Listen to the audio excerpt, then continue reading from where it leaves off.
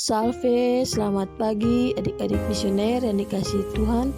Berjumpa kembali dengan Kak Clara dalam Do Re Mi, doa dan renungan misioner. Bersama sekami Paroki Santo Petrus dan Paulus Argapura, Keuskupan Jayapura. Pada hari ini, Jumat 22 Maret 2024, merupakan Pekan Prapaskah kelima.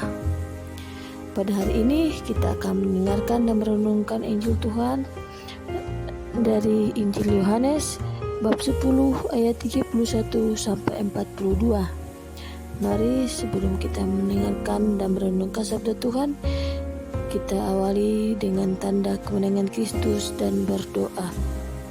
Dalam nama Bapa dan Putra dan Roh Kudus. Amin. Allah Bapa yang Maha Baik, yang Maha Murah, kembali lagi kami menghadap-Mu. Kami mengucap syukur atas semua kebaikan dan kemurahan dalam hidup kami. Kiranya Engkau selalu membimbing dan menyertai setiap langkah hidup kami.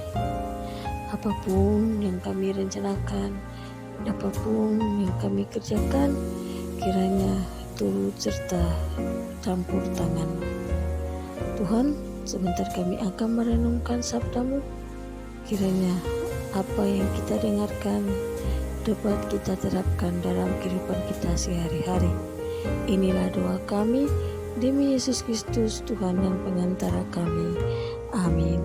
Dalam nama Bapa dan Putra dan Roh Kudus. Amin. Tuhan beserta kita sekarang dan selama-lamanya. Inilah Injil suci menurut Yohanes. Dimuliakanlah Tuhan. Sekali peristiwa, orang-orang Yahudi mau melempari Yesus dengan batu. Tetapi kata Yesus kepada mereka, "Banyak pekerjaan baik yang berasal dari Bapa-Ku kuperlihatkan kepadamu. Manakah di antaranya yang menyebabkan kamu mau melempari Aku dengan batu?"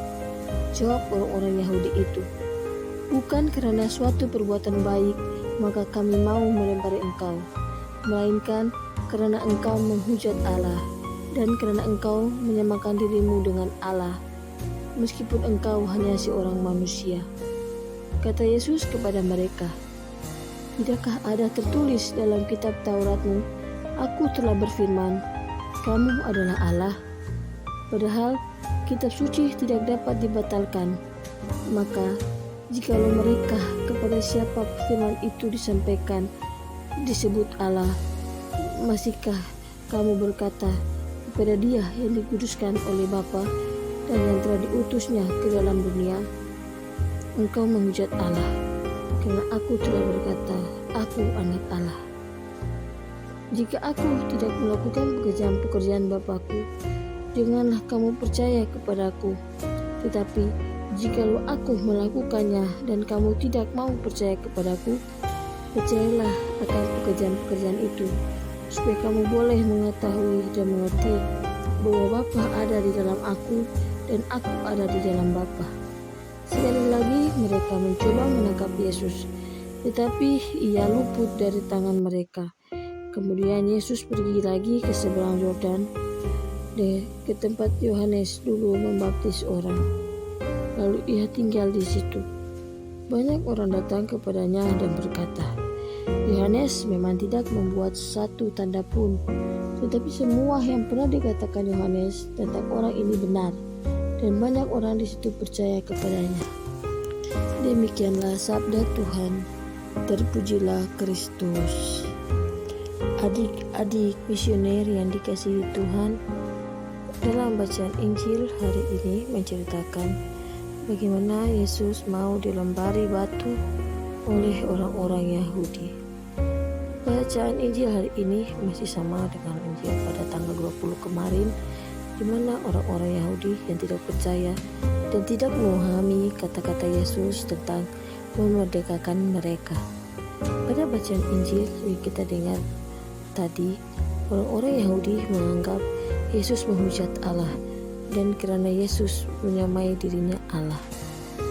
Adik-adik misioner yang Tuhan kasihi, Yesus juga menjelaskan kepada mereka bahwa kekuasaan yang dimilikinya untuk menyembuhkan orang sakit, menghidupkan orang mati, memperbanyak roti dan ikan, sesungguhnya datang dari Tuhan.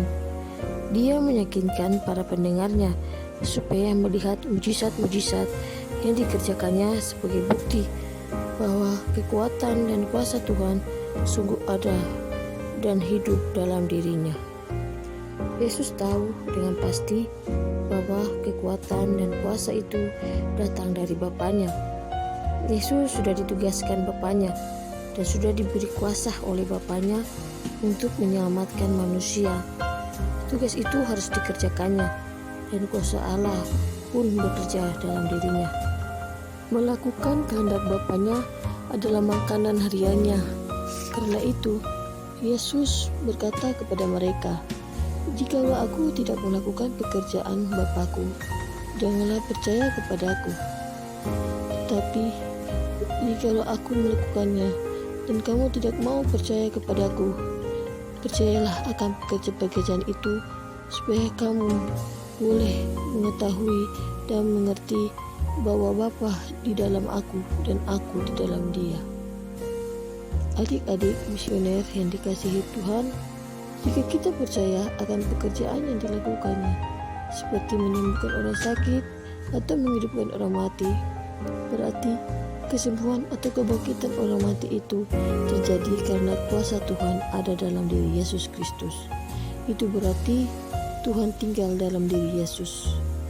Ketidakpercayaan orang-orang pada Yesus Kristus karena mata hati imannya tertutup, sehingga tidak mampu melihat bahwa mujizat yang dibuat Yesus sesungguhnya berkat kuasa Tuhan yang ada dalam diri Yesus. Orang-orang hanya berpikir bahwa Yesus adalah manusia yang tidak ada bedanya dengan yang lainnya, hanya seorang anak Yosef dan Maria dari Nazaret. Mereka tidak percaya bahwa Yesus adalah Mesias.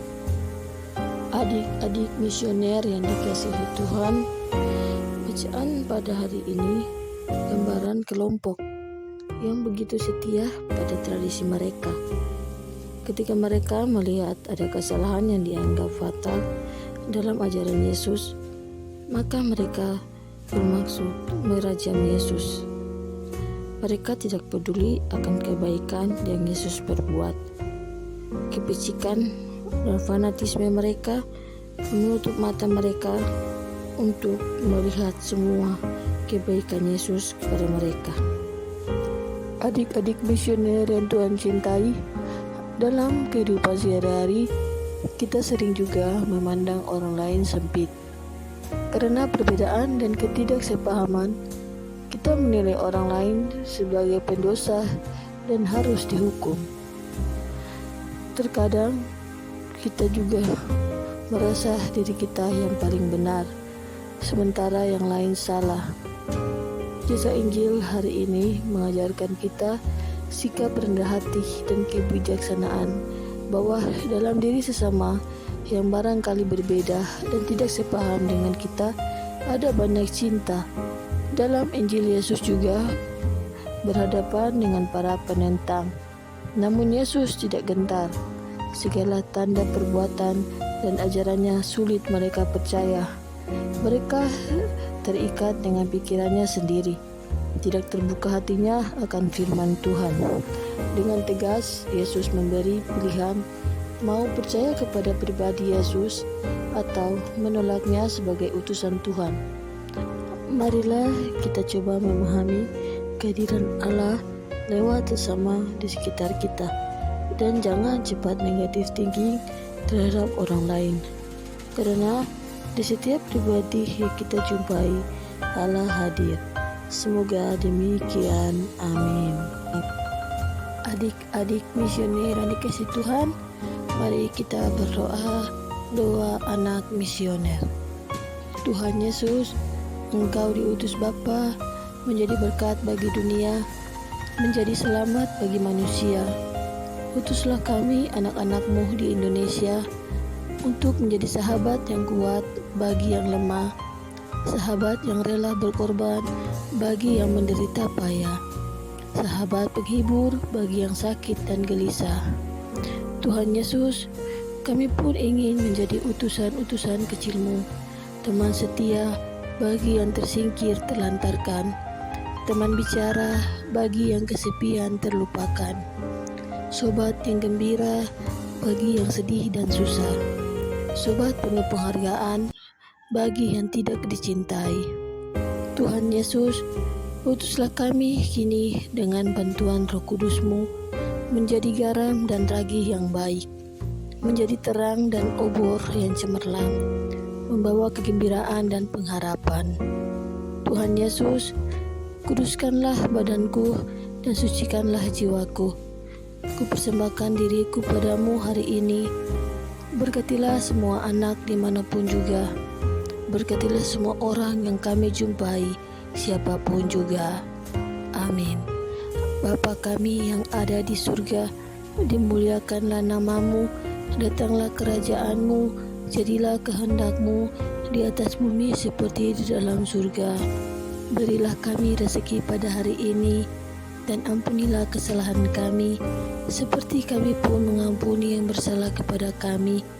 Dan janganlah masukkan kami ke dalam pencobaan, tetapi bebaskanlah kami dari yang jahat. Amin. Salam Maria, penuh rahmat, Tuhan sertamu. Terpujilah engkau di antara wanita, dan terpujilah buah tubuhmu Yesus. Santa Maria, Bunda Allah, doakanlah kami yang berdosa ini, sekarang dan waktu kami mati. Amin. Kemuliaan kepada Bapa dan Putra dan Roh Kudus, seperti pada permulaan, sekarang, selalu, dan sepanjang segala abad. Amin.